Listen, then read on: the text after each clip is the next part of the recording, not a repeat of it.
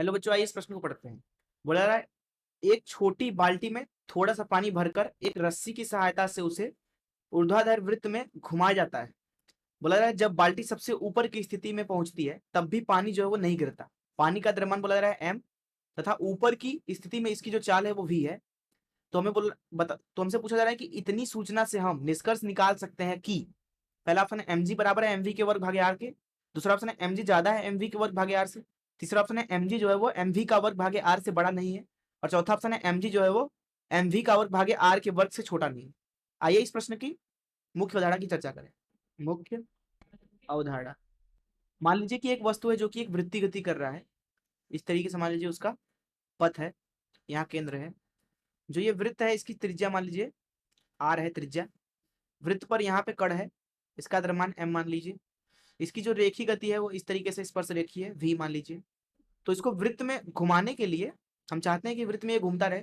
इसको इसके ऊपर केंद्र की तरफ हमें क्या करना पड़ेगा, बल लगाना पड़ेगा, जिसकी वजह से इस वस्तु का केंद्र की तरफ त्वरण भी होगा।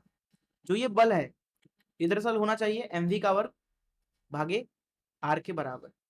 तो इस मुख्य उदाहरण से चलिए प्रश्न को अब हल करते हैं। देखिए, मान लीजिए कि हमारे पास में बाल्टी जो है वो ऊर्ध्वाधर वृत्तीय गति कर रहा है। बाल्टी में पानी है, तो ये मान लीजिए बाल्टी है इस तरीके से, जिसके अंदर क्या है, पानी है, द्रव्यमान m है। इसको हम क्या कर रहे हैं, ऊर्ध्वाधर वृत्त में घुमा रहे हैं। तो देखिए, पानी के ऊपर पहला तो बल लग रहा है नीचे की तरफ, गुरुत्वाकर्षण बल mg, है ना। अब देखिए, पानी जो है वो गिर नहीं रहा, तो क्या मतलब है, गिर नहीं रहा इसका मतलब वो वृत्तीय गति कर रहा है। इस वृत्तीय पथ का अनुसरण कर रहा है। अगर वो गिर जाए तो ये वृत्तीय पथ को छोड़ रहा है, लेकिन ये गिर नहीं रहा है, इसका मतलब क्या है, वो पूरे वृत्तीय पथ पे चलता जा रहा है, घूम रहा है आसानी से।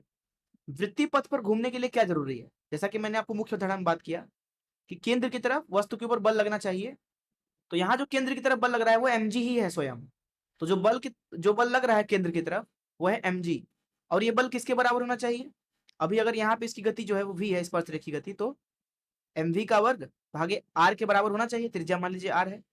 अब देखिए, अब यहाँ से मिल रहा है आपको mg बराबर mv का वर्ग भागे r। तो अगर ये स्थिति है सबसे ऊपरी बिंदु पे, तब तो पानी जो है बिना गिरे घूम जाएगा, वृत्तीय पथ का अनुसरण कर लेगा।